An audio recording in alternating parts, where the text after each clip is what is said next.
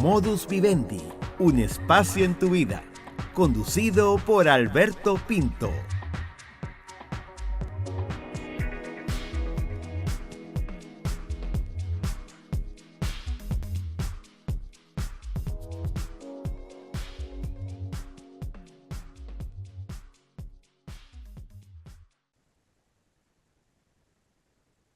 Muy buenas noches, querido público. Bienvenidos otra vez más a otro programa de Modus Vivendi, un espacio en su vida. Hoy, martes 16 de julio, cuando son exactamente las 8 p.m. hora local de Panamá, y hoy con el tema manejo del duelo en niños y adolescentes. Y bien, sabemos que perder a un ser querido, manejar una situación triste de pérdida, por cualquier que sea la causa, es algo muy doloroso, muy difícil de sobrellevar, pero cuando tenemos en el camino las personas, las herramientas que nos ayuden, es muy valioso. Y para profundizar en el tema, tenemos con nosotros a la distinguida profesional en psicología clínica, la doctora Bettina Capucho. Bienvenida. Hola, ¿qué tal? Muchas gracias por abrir este espacio para poder compartir un poco más de este tema muy importante, muy relevante y poco hablado. Bueno, nuestra querida doctora Bettina Capucho es psicóloga clínica, escritora, conferencista, docente universitaria, con 4 maestrías en psicología, en docencia superior, psicología clínica infanto-juvenil, neuropsicología, también en psicología oncología, psicooncología, y 2 maestrías en negocios y un doctorado en psicología clínica. Ha escrito, ha publicado 4 libros maravillosos sobre este tema para ayudar, apoyar a la población oncológica para el crecimiento personal y emociones infantiles. Y bien, entrando en materia, doctora, cuando hablamos de duelo, ¿qué es el duelo en niños y adolescentes? ¿Qué abarca ese concepto? Ok, bueno, el duelo como tal es lo que conocemos como una respuesta emocional y también conductual frente a una pérdida.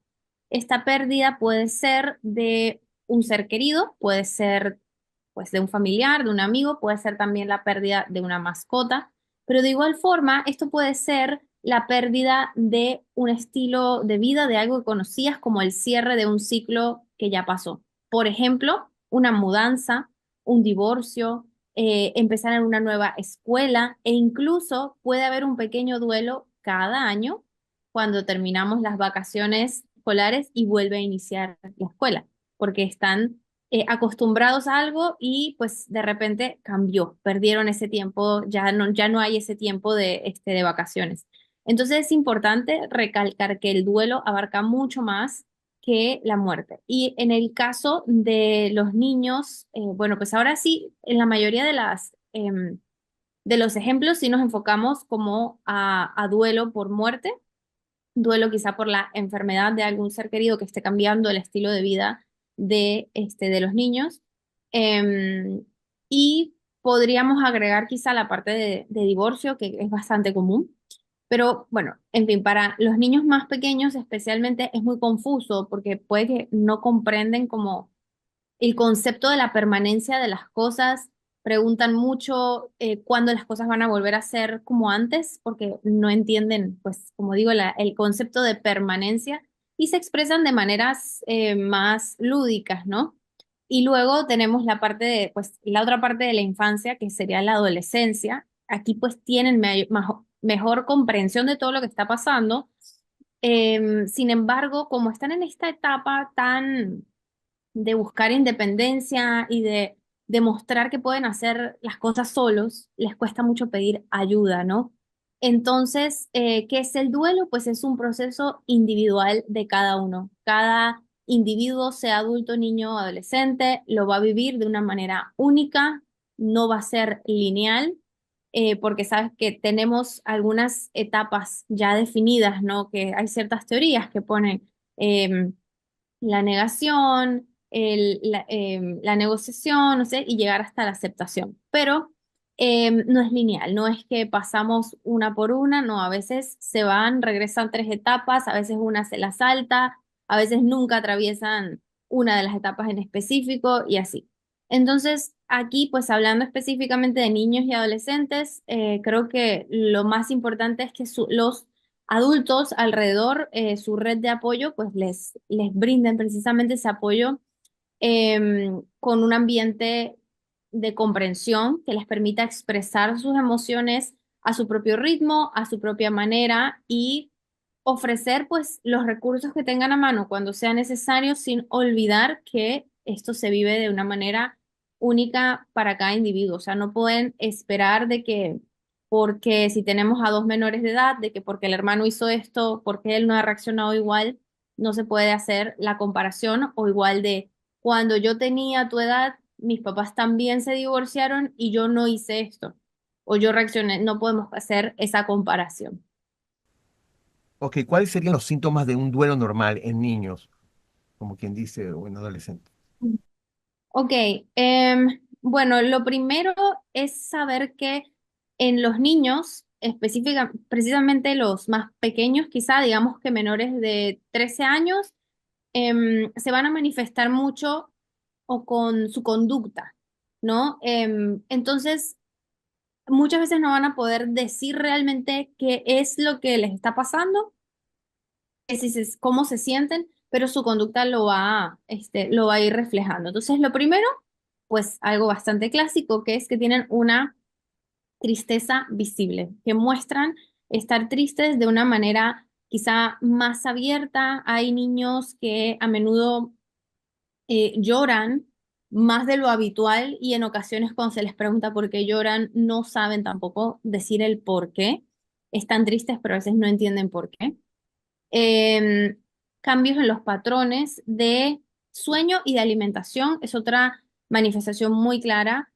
O sea, pueden tener dificultades para dormir o dormir más de lo habitual. Pueden también tener pesadillas en este tipo. Bueno, hay dos tipos de categorías que son las pesadillas y los terrores nocturnos. Los terrores nocturnos son más habituales en niños pequeños. Pequeños, estoy hablando menores de 5 años. Las pesadillas son estas que todo el mundo tiene de vez en cuando, de que te despiertas y tuviste un sueño feo que te dejó pues un malestar. Y el terror nocturno es algo que ocurre en una fase del sueño inicial. Entonces, probablemente el niño como a eso, si se acuesta a las 8 de la noche, a eso de las 10 11 empieza a gritar dormido y no logran como que entender qué está pasando y cuando el niño se despierta, luego dice que no se acuerda de qué es lo que estaba pasando. Y lo que hay que hacer en esos casos es simplemente acompañar al niño y no despertarlo. También tenemos comportamientos en su alimentación. Esto puede ser de ambos lados, que coma mucho menos o que esté comiendo en exceso. Em, También podemos hablar de que ya tienen ciertas conductas regresivas, es decir, que están actuando como una etapa que ya habían superado. Por ejemplo, que los niños pueden empezar a mojar la cama, que hagan berrinches, cuando ya tienen 13 14 años empiezan a hacer berrinches, pataletas como si tuvieran 6. También esto se puede manifestar como una búsqueda muy grande de atención, incapacidad para hacer ciertas cosas solos que ya hacían solos. Otro síntoma del duelo podría ser hacer muchas preguntas con respecto a la muerte y cosas que pasen alrededor de, y no necesariamente con la persona que falleció, sino preguntas con respecto a los animalitos o cosas que ellos perciben como fin de la vida, preguntar, hacer muchas preguntas sobre eso. Que por cierto, siempre hay que responderlas a medida de lo que uno conozca. Es importante en su lenguaje darles información, no decirles no sé, porque pues eso, la desinformación solo les causa más angustia. Y la cosa es Otra, que un adulto preparado, una persona que lo va a acompañar, que sepa la respuesta, porque muchas veces no las tiene. Disculpa que te interrumpí.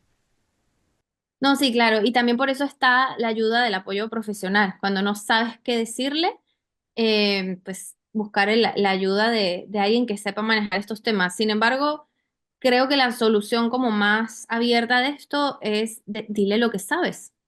Aunque suene muy crudo, aunque creas que no está listo para escucharlo, dile lo que sabes. Em, otra manifestación que puede tener el duelo en niños adolescentes, creo que es una de las más comunes, es un aumento en su irritabilidad. Es decir, que se enojan muy fácil en cosas desproporcionadas, o sea, reaccionan desproporcionadamente a las cosas que están pasando, especialmente a situaciones que puede que les estén recordando esta pérdida que ocurrió. También van a tener como mucho aumento de dependencia, de ponerse como con más apego con las personas que están más cercanas.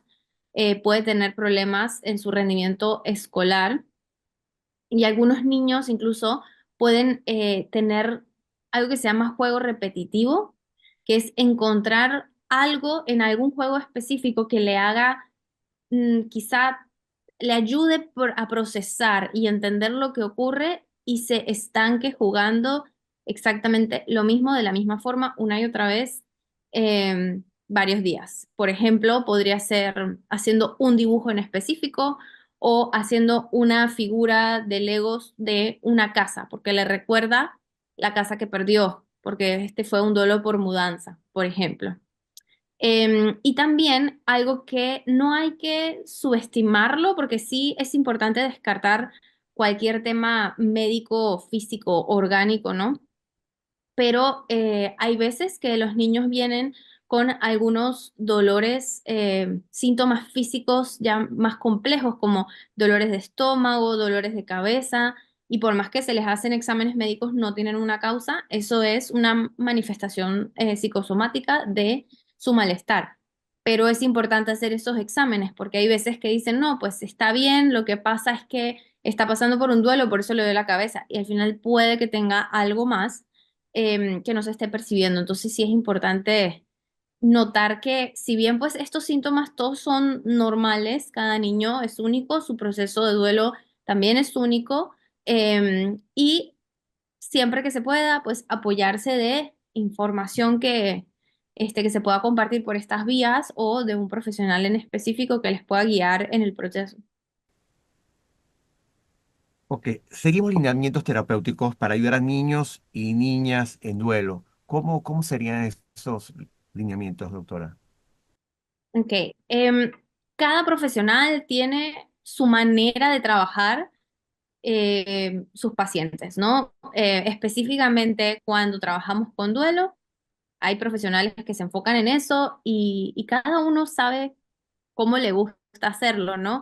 Hay ciertas cosas que son quizás más estándares, que es de lo que más te puedo comentar, pero hay algunas que pues a veces implican como parte del proceso quizá romper un poco el sistema y el esquema que tenemos porque es precisamente algo muy adaptable a cada uno, ¿no?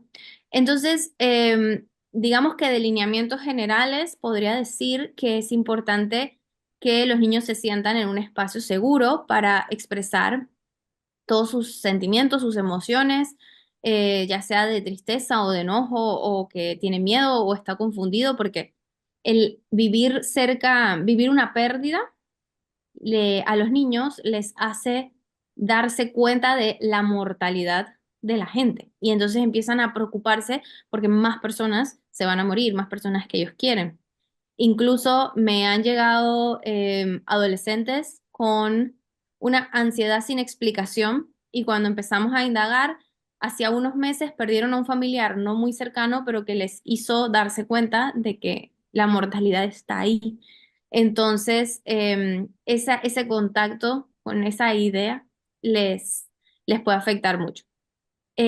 Algo que se mantiene mucho tanto en las sesiones y que se debería mantener en la casa es las rutinas, porque esto les da un sentido de estructura y de seguridad a los niños, porque a pesar de que hay ciertas cosas que cambian, hay ciertas cosas estables. Entonces, en el caso de terapéutico, hablando de terapéutico, la rutina vendría a ser estipular un día de la semana a la misma hora que viene a sesión con el terapeuta.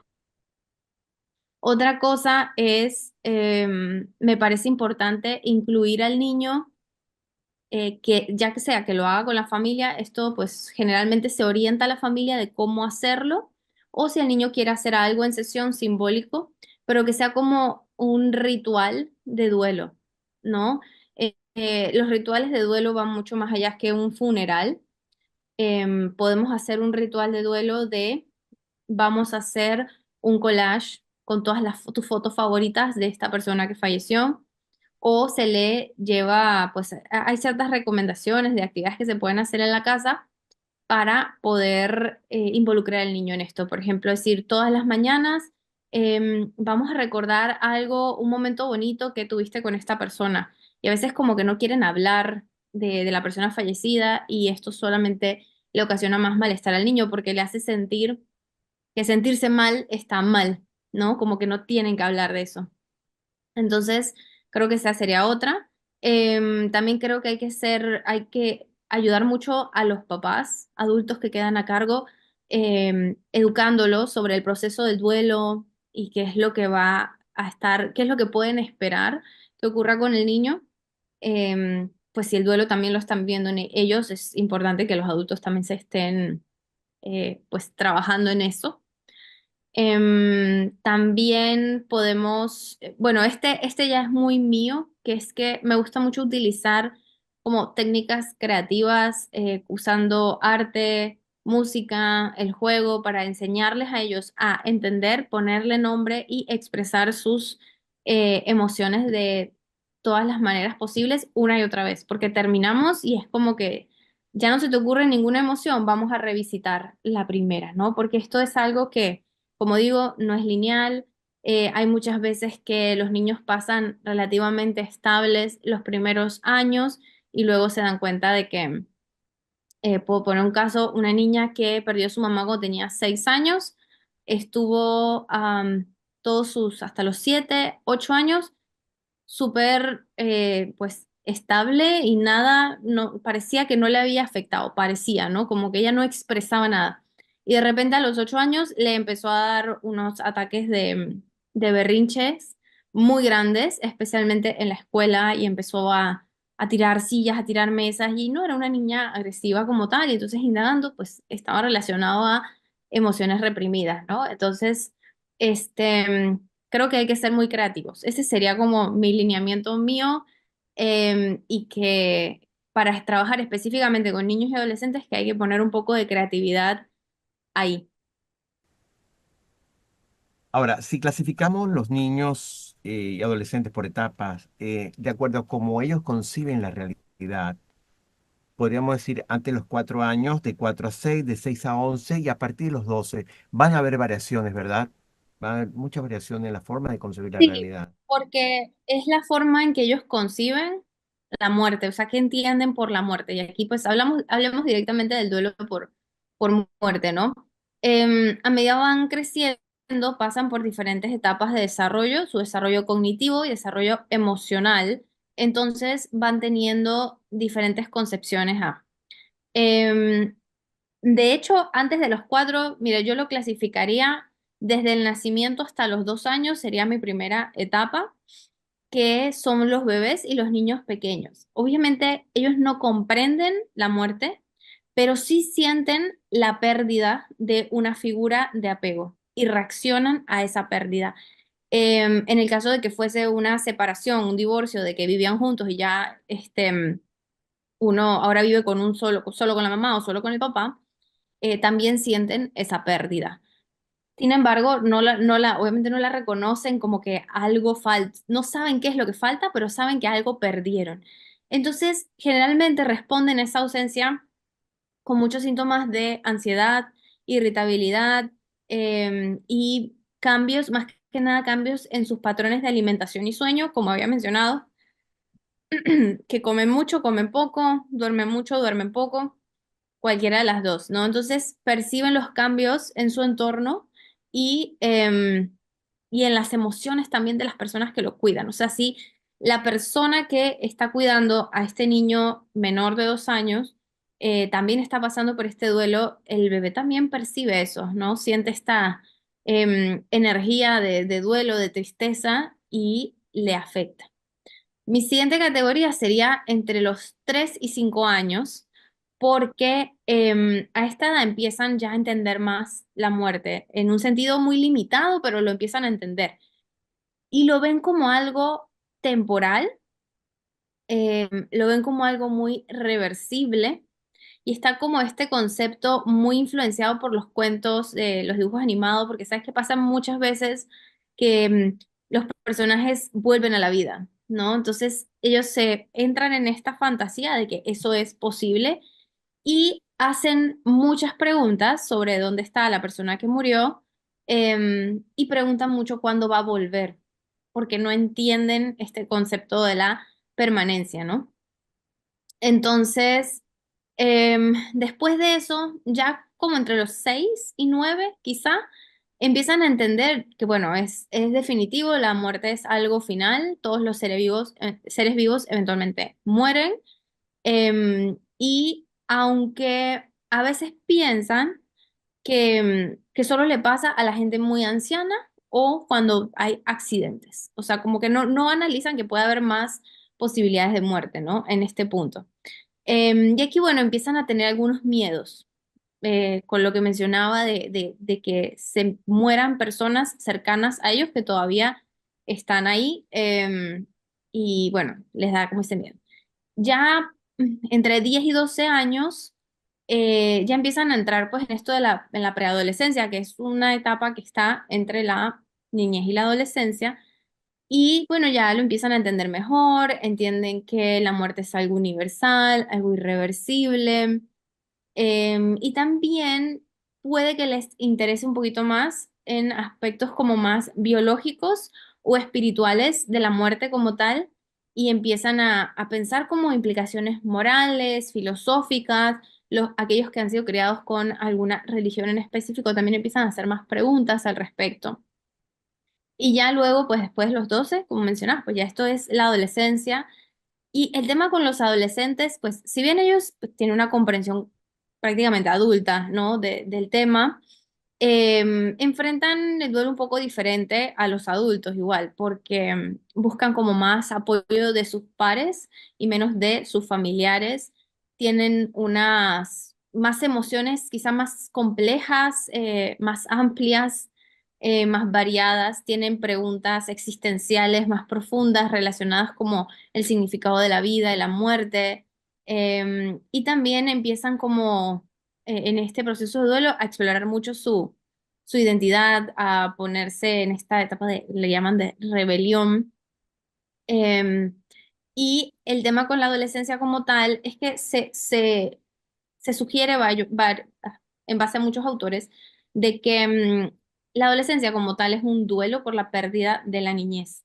Y no solamente porque perdí el placer de jugar con esta que era mi muñeca favorita, sino porque estoy perdiendo el concepto perfecto que tenía de mis papás, porque los papás son como los héroes, son el ideal y todo lo hacen bien. Y en la adolescencia empiezan a darse cuenta de que son seres humanos, que se equivocan y, em, y bueno, pues pierden eso, pierden esa idolatría. Y generalmente una respuesta muy común es agarrar quizás esas ganas de adorar a este ser perfecto y la pasan a celebridades y famosos, ¿no? Y empiezan a llenar el cuarto de posters de su cantante favorito y todo. Bueno, simplemente es una etapa. Y esa etapa un día se les va y quitan todo.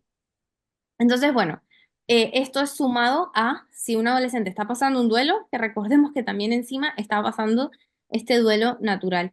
Entonces, es bien importante que se sepa la edad, la etapa y qué es lo que puede necesitar cada uno según esto para procesar el duelo de una manera saludable, pues que lo conozcan sus cuidadores, para que puedan explicarles qué es la muerte de una manera apropiada para su edad. Se pueden apoyar por lo menos en los más pequeños con muchos cuentos. Hay muchas herramientas de cuentos que se pueden utilizar para esto y pues siempre estar disponibles para escuchar sus preguntas y responderlas de la manera más honesta. Una preguntita. Cuando tocabas adolescencia, hay algo que me llamó la atención. Hablamos de, hablamos de identidad en la adolescencia, de ídolos, de buscar personalidades. ¿Te referías a crisis de identidad o una metamorfosis para buscar tu identidad? ¿Se entendería de cuál forma lo podríamos entender? Bueno, en la adolescencia empieza todo esto. toda esta búsqueda de identidad, ¿no? ¿Y qué es la identidad como tal? La identidad es algo realmente muy flexible, es una esencia y en este punto ellos están buscando como un cofre del tesoro físico, ¿no? Creen que lo van a encontrar y que esa va a ser la respuesta de todo. Entonces creo que lo que ocurre es que empieza esta búsqueda de quién soy. Pero cuando acaba, probablemente a mediados de la adultez temprana, o sea, entre los 24 y 25 como temprano, y la verdad es que tampoco está mal si una persona tiene 40 años y decide, oye, voy a buscar un nuevo rumbo en mi vida porque esto nunca me gustó. Pero en promedio eso sería. Entonces, me parece que es más el inicio de esta búsqueda de identidad que otra cosa. ¿Cómo podemos respetar el duelo en los niños? Hacernos, hacerlo de una manera que ellos sientan que estamos respetando su dolor de acuerdo a cómo lo van sintiendo. Ok, bueno, primero es validar sus emociones. Esto es lo principal. Validar significa aceptar las emociones que el niño está expresando. Sea que está triste, enojado, está confundido, que tiene miedo. Aceptarlo tal y como son. O sea, no minimizar sus sentimientos, quizá diciendo cosas como ya va a pasar, sé que es difícil, pero ya te vas a sentir mejor, no es para tanto. Es más bien escucharlos y validar diciendo algo como es normal sentirse triste cuando perdemos a alguien que queremos, es normal que todavía te sientas mal y nadie te está apurando para que te sientas mejor. Avísame que también esta es la parte de acompañarlos, de que avísame qué podría hacer yo para que te sientas mejor ahora. Necesitas em, tu espacio, que necesitas que te acompañe. Entonces creo que es validar y acompañar es una de las cosas principales. Luego es dar información clara y adecuada para la edad que de cada niño según su etapa, explicar lo que pasó y el concepto de la muerte de una manera pues, apropiada para su nivel de desarrollo, pero hay que usar un lenguaje claro y directo. O sea, no digan cosas como se ha ido a dormir, por ejemplo, se ha ido a dormir para siempre, porque eso crea mucha confusión y para ellos que no entienden realmente qué está pasando, si tú me dices que se fue a dormir, entiendo que se va a despertar en algún momento, ¿no? Como la Bella Durmiente, que se fue a dormir por mucho, mucho tiempo hasta que al final, y empiezan a fantasear con esto y al final no entienden eh, precisamente la permanencia del tema. Entonces, pueden también apoyarse, si así lo desean, en la religión, si es que practica alguna religión en la casa, pueden apoyarse también para explicar. Hay muchas diferentes teorías según cada religión sobre qué significa la muerte y si se sienten cómodos mostrándoselo de esa manera, pues está bien. También creo que permitirles ir a lo que llamamos rituales de duelos, como los funerales, las conmemoraciones o actividades en casa que se hacen para recordar al ser querido. Es importante para ellos también participar en estas cosas para ponerle un cierre y entender qué es lo que está pasando.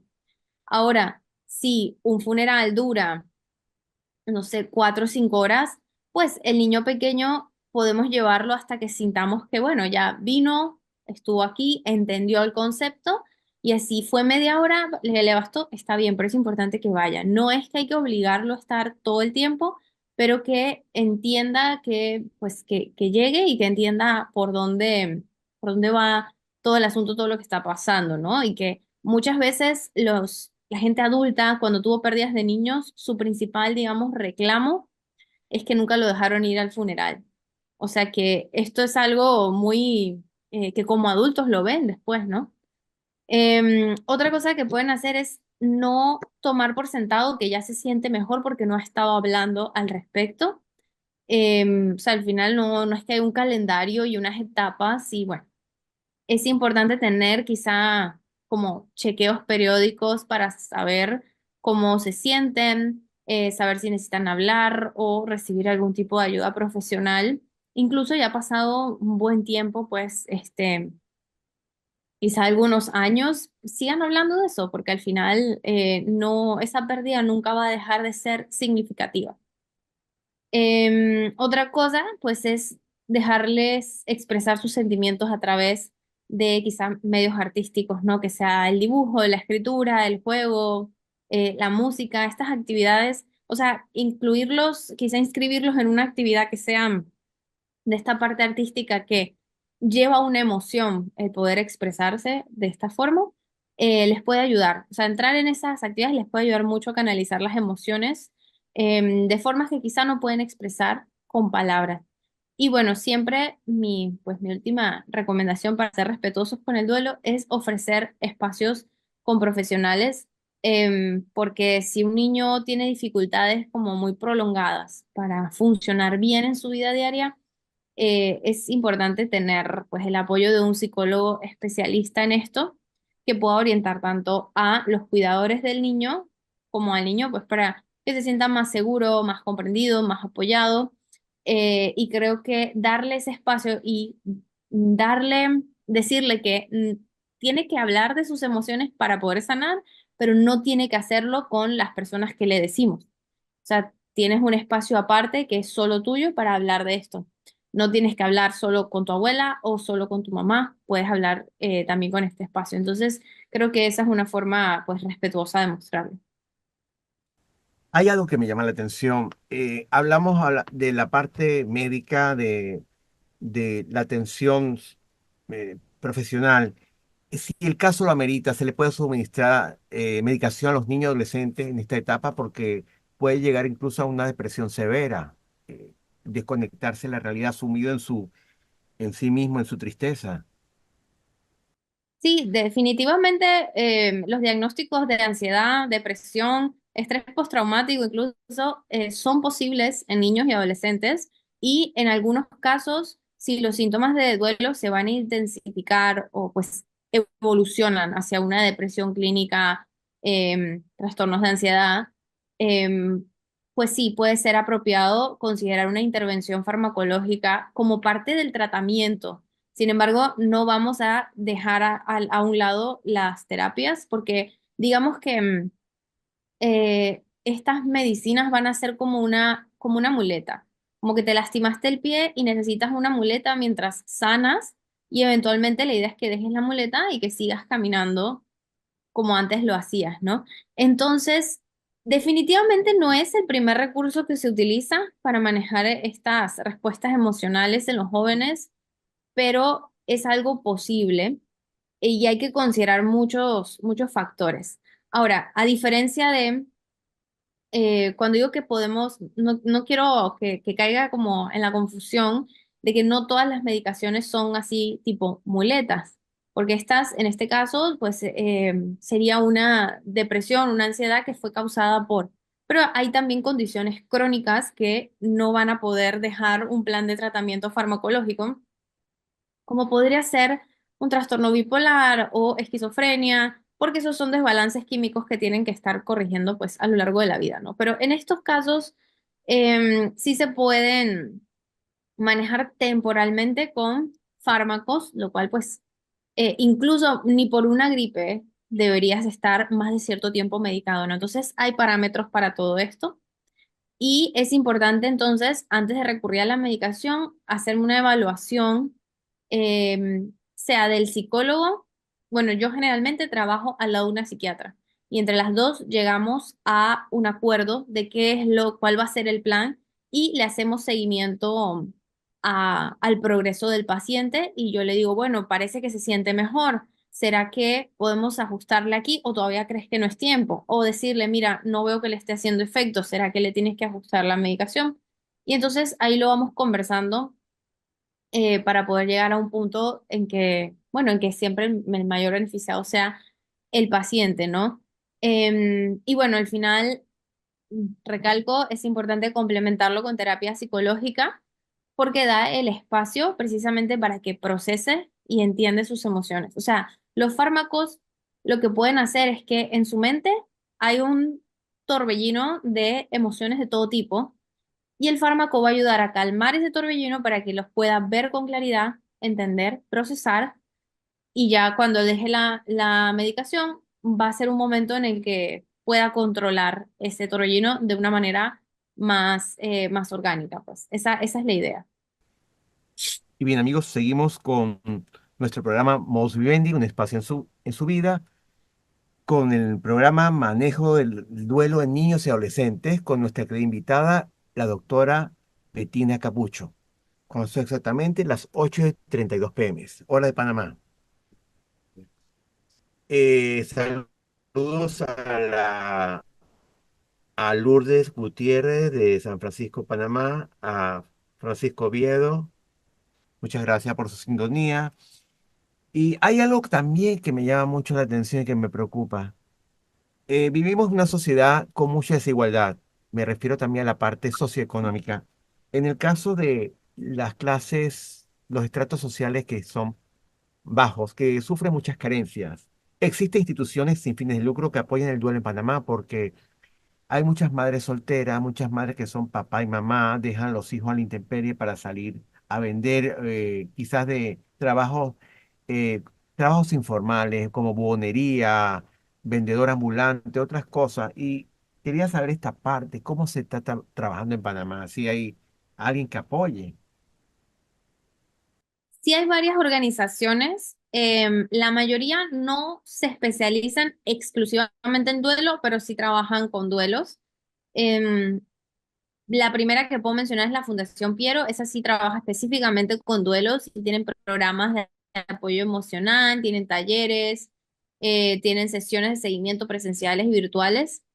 Y ya luego, las que no se enfocan en duelos, pero que sí pueden proporcionar el apoyo, la Fundación de Olga Sinclair tiene programas de arte para niños y adolescentes en temas de expresión y procesamiento de emociones, y esto puede ser beneficioso para un niño que está atravesando etapas de duelo.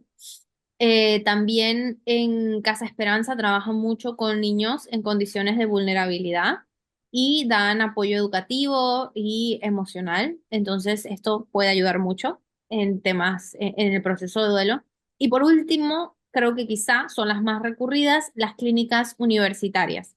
Las clínicas universitarias, quienes atienden son estudiantes de último año de la carrera en licenciatura o practicantes de las maestrías en clínica.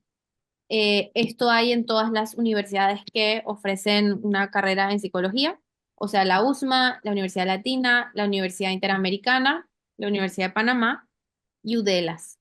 Entonces, estos estudiantes, si bien son practicantes, están siendo supervisados por docentes. Entonces, bueno, docentes que son psicólogos precisamente profesionales en el tema. Entonces, dependiendo de la universidad, hay algunos que cobran $5 y hay algunos que no cobran nada. Incluso aquellos que cobran se les puede hacer una solicitud para entrevistarse con trabajo social y eliminar el costo o sea, si les comentan pues la situación económica de la familia, les hacen una entrevista y entonces pueden acceder a los servicios sin costo. Hablamos queremos hablar de de una parte, como quien dice, la cereza del pastel, lo que yo mencioné al principio del programa, que habla sobre ti. Tienes la faceta de escritora. Has escrito 4 libros. Eh, Hay dos en especial que me llaman mucho la atención. Cáncer en uno y lucha en todos. Batalla emocional, psico-oncología. ¿Qué buscas reflejar en cada uno de estas obras que has escrito? Bueno, de hecho están un poco ligados la historia de esos libros. Primero, el de Batalla Emocional es una adaptación de mi tesis de licenciatura y fue entonces mi primer libro. Digo adaptación porque pues una tesis tiene esta parte de metodología y demás, y bueno, este ya tiene una estructura de libro, pero sí, nació por eso. Y pues mi intención de hacer la tesis de ese tema nace porque pues yo llevaba como, no sé, me faltaba como un semestre para graduarme de la universidad y descubrí esta rama, ¿no? Yo estaba que quería saber a qué me iba a dedicar, yo todavía no sabía. Me faltaban 6 meses y yo dije, pues voy a ser psicóloga y ahora qué. Encuentro la rama de la psicooncología y entro en un programa, entro de manera inicial pues en un programa de maestría en psicooncología antes de terminar la licenciatura, pues uno hace como que ingresas y firmas un compromiso de que no te dan el título si no te graduaste de la licenciatura, ¿no? Entonces empecé a hacer esto y pues me gustó tanto lo que iba estudiando que dije, bueno, voy a hacer mi tesis de esto. Encontré algunos pacientes y dentro de este es un texto como muy académico, porque habla de los diferentes manejos que hay, incluso con pacientes psiquiátricos, de todo lo que implica desde la parte como emocional, la parte física también, qué son los diferentes tipos de cáncer, cómo son los diferentes tipos de tratamientos. Se habla mucho de terapias complementarias utilizando música, arte, animales, etcétera. Y ahí en medio voy colocando también como las vivencias de los diferentes pacientes que estuve revisando sus casos. Luego, pues sale este libro y me pareció muy provechoso precisamente para aquellos que quisieran estudiar para para atender gente de población oncológica. Pero llegaban estas familias y me decían, ay, me interesa, yo quiero. Y yo como que en el fondo sabía que era un texto muy pesado para una persona que simplemente quiere saber cómo ayudar a su familiar, pues.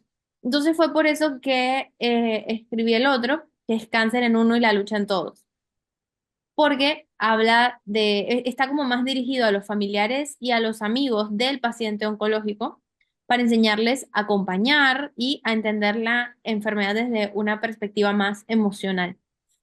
Entonces, hay veces que hay como muchos textos dirigidos al paciente, que obviamente es el centro de todo, pero yo sentía que no había nada como para la gente que estaba alrededor, que realmente quería saber cómo ayudar, porque dicen, bueno, quiero visitar, pero siento que si visito, estoy molestando, y si no visito, estoy ausente. Entonces, en el libro hablo mucho como de cómo acompañar a un niño en esta situación, cómo preguntar qué es lo que necesitas y cómo dar las cosas, o sea, ofrecer qué cosas ofrecer para para que la comunicación sea como más fluida y que realmente todos puedan sentirse cómodos, ¿no?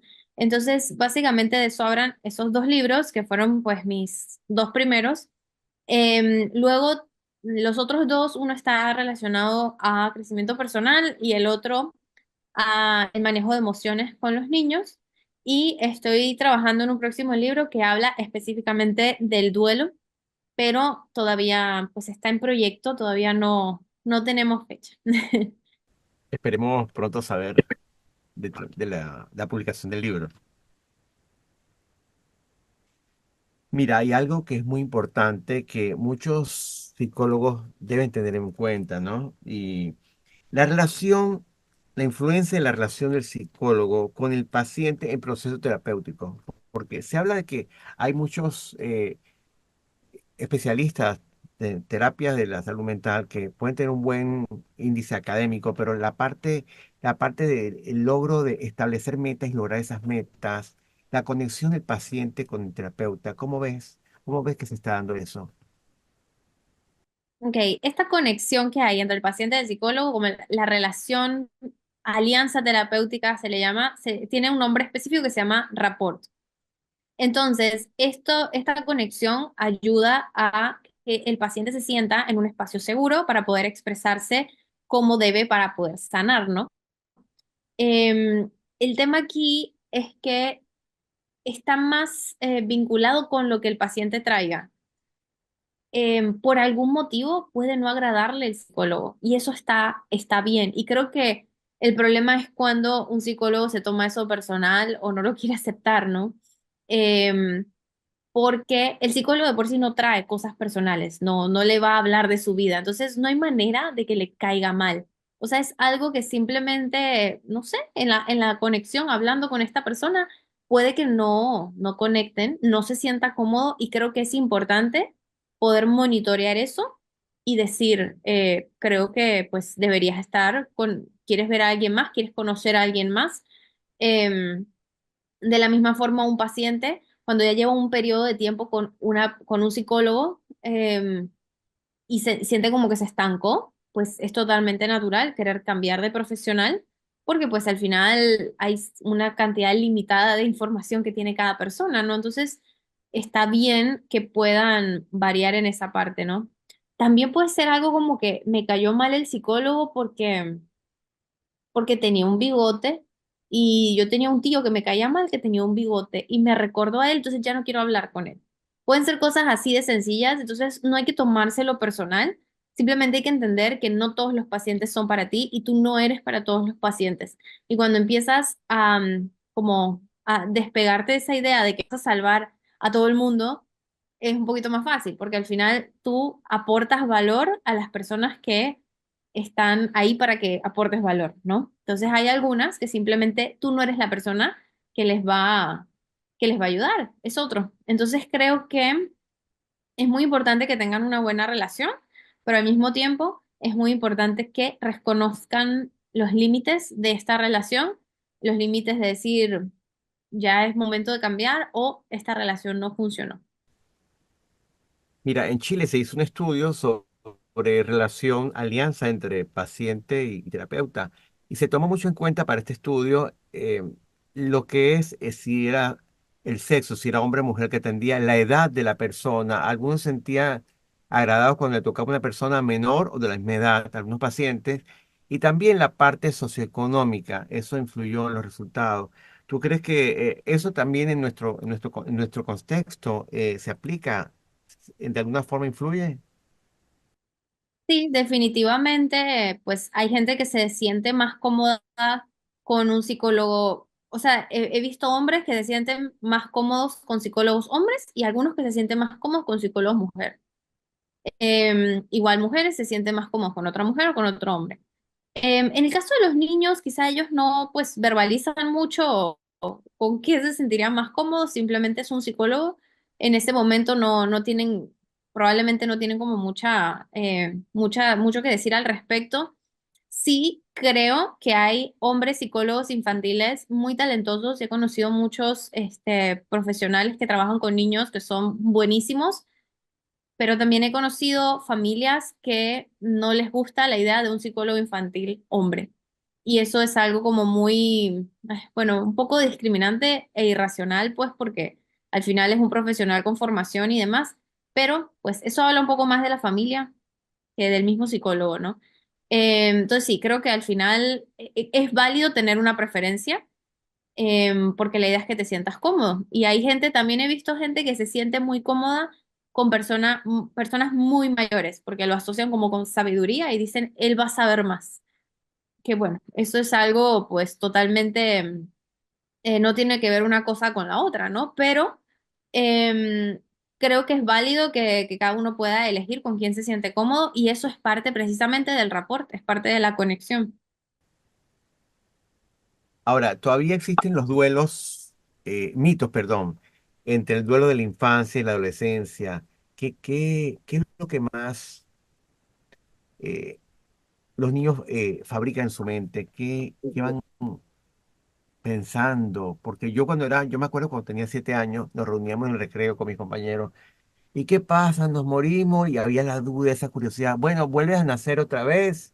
En otras religiones dices que reencarnas, puede ser una planta, un animal, otra persona, o no terminaste de cumplir lo que hiciste en una vida pasada, vuelves a otra vida. Hay quienes creen en la reencarnación, que tuvimos varias vidas pasadas.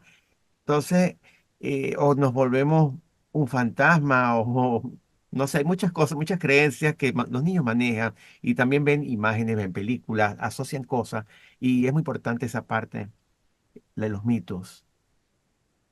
Sí, bueno, lo que va a ir en la mente de los niños, como tal, sus ideas están muy relacionadas con su etapa de desarrollo, como había mencionado, las diferentes etapas son la clase de ideas que pueden tener.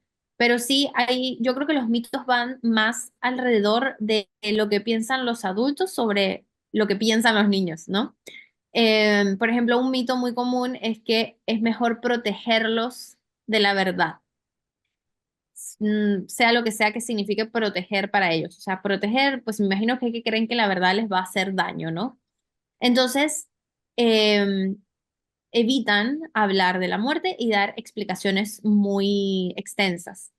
La realidad de esto es que evitar hablarlo, evitar afrontarlo, no los protege, Todo lo contrario, los lleva a muchas confusiones, muchas ansiedades y al final necesitan la verdad para poder enfrentar la realidad de la muerte, de lo que acaba de pasar, em, y siempre de una manera que respete su nivel de madurez emocional, pero hay que decir la verdad. Otro mito que podría haber sería que los niños superan rápidamente la pérdida. Los niños pueden mostrar signos de, digamos, de recuperación, pueden jugar, socializar como si nada les hubiera pasado, pero eso no significa que hayan superado como tal una pérdida, porque el duelo es un proceso intermitente, puede resurgir con los años y especialmente a medida crecen y entienden mejor el significado de la muerte, empiezan este, a entender todo lo que está ocurriendo realmente, ¿no? Entonces, no es que lo superaron rápidamente, es que no lo han terminado de atravesar. Entonces, incluso cuando están en estas etapas de que no comprenden bien qué es lo que significa la muerte y que no han terminado de atravesar todo esto, es importante irles dando herramientas para que cuando se den cuenta de lo que realmente está pasando, cuando puedan comprenderlo, también tengan cómo trabajar en ello, ¿no? Em, otro mito podría ser que el duelo siempre se ve como mucha tristeza y el duelo realmente involucra muchas emociones, no solo la tristeza. Y los niños y adolescentes específicamente tienen mucho, por ejemplo, enojo, culpa, confusión y a veces hasta alivio, dependiendo de la situación, porque si tenían un familiar muy enfermo que estaba pues cansando mucho la dinámica familiar, se pueden sentir aliviados porque ya no están en esa dinámica y culpa por sentir ese alivio. Entonces, su expresión del duelo puede variar mucho, siempre pues con los cambios de comportamiento, sueño, alimentación, dificultades escolares, como había mencionado anteriormente. Y el último mito que quisiera mencionar es que hablar sobre el ser fallecido es muy doloroso y que hay que evitarlo. Em, pues al final hablar de la persona que falleció puede más que nada dar consuelo y es una forma saludable de recordar a la persona, de pues animar a los niños y adolescentes a compartir estos recuerdos, les ayuda a integrar más la pérdida en sus vidas de una manera más positiva. Yo pienso que es importante que los niños no crezcan sin exponerse al sufrimiento porque desarrollarán, como quien dice, sean propensos a la frustración y necesitamos que ellos desarrollen las habilidades necesarias para poder hacerle frente a las vicisitudes de la vida a medida que van creciendo, ¿me entiendes? Resolución de problemas, saber salir adelante, ¿no? Es importantísimo esta parte del asesoramiento, una buena guiatura, asesoramiento, gente que esté alrededor de ellos. Bueno, el terapeuta hace mucho también, ¿no? Y orienta a los padres, o a los familiares cercanos. Sí, yo creo que el tema aquí también es que a veces los papás piensan que pueden resolver todo buscando información en internet o escuchando que, bueno, el consejo de una maestra. Y creo que no todos están conscientes de que hay gente que estudia específicamente para poder ayudar en estos casos. Entonces, lo más poderoso que pueden hacer en esos momentos es conseguir información desde de una fuente confiable para poder irlo resolviendo. O sea, el acompañamiento y la información que tengan los cuidadores es como lo esencial aquí. Háblame, ya estamos por terminar el programa. De los casos que has atendido, ¿cómo has visto la evolución? Varía, en cada paciente varía el proceso, me imagino, de, de superación del trauma. Sí, al final, pues, si bien los niños son bastante resilientes por naturaleza, se adaptan bastante bien a los cambios y a las situaciones, pues, fuertes que se puedan dar, ¿no? Entonces depende mucho de cada uno, porque también hay niños que desatan algún tipo de trastorno, como los que habíamos visto, de ansiedad, depresión, incluso algunos empiezan a tener conductas de déficit atencional. eh, cualquier tipo de trastorno de conducta como tal, de aprendizaje y así, pero también hay otras personas, ya quizá más los adolescentes y adultos, que pueden, en parte de ese proceso de manejo del duelo, pueden llegar a manifestar, digamos que si tenían una predisposición genética a una enfermedad mental, se les puede desatar algo como una esquizofrenia, una bipolaridad. Entonces eso va a influir mucho en el progreso del paciente y por eso también es importante pues estar monitoreando y acompañando de todos los profesionales que se necesitan, ¿no? Y en cuanto al progreso como tal, ya hablando quizá de algo, de una situación más dentro de la norma que no implicó ninguna evolución a alguna patología, em, pues puede durar un proceso terapéutico como unos 3 o 4 meses de sesiones semanales y yo en lo personal, más que eso, después de ese punto me gusta espaciarlas, nos vemos cada 2 semanas, 3 semanas, porque tampoco es la idea de que el niño o adolescente se aferre a ese momento de la semana para encontrar alivio, o sea, que aprenda a aliviarse solo, que aprenda a entender sus propias emociones y hacer toda esa gestión solo.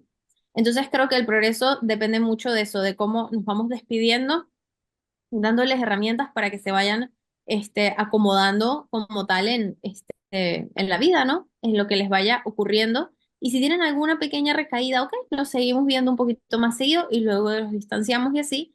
Y creo que ningún niño debería de estar 2 años en terapia. O sea, creo que eso es un proceso de unos meses de adaptación y que luego se va y luego puede regresar, pero creo que el proceso como tal, yo así de semanales doy máximo unos 3 meses, no, 4 meses máximo de terapias semanales y ya después lo vamos distanciando y así. O sea que al cabo de 6 meses el niño podría estar ya em, digamos que en un receso terapéutico para que vaya a seguir con las herramientas que ya tiene. Muy bien, amigos, hemos llegado al final del programa. Muchísimas gracias a la doctora Bettina Capucho por todo el apoyo, por su valiosa ayuda a este programa. A las personas que desean contactarte, cómo pueden hacerlo? Bueno, me pueden buscar en Instagram como @terapia con Betty y ahí está, pues ahí me pueden contactar. Ok, perfecto. Y bien, amigos, gracias por abrirnos sus puertas a las personas que nos escuchan en diferentes partes del mundo. Gracias por su aceptación y nos vemos en otra oportunidad, en otro programa de Modos de Bien y un espacio en tu vida. Hasta pronto. Saludos.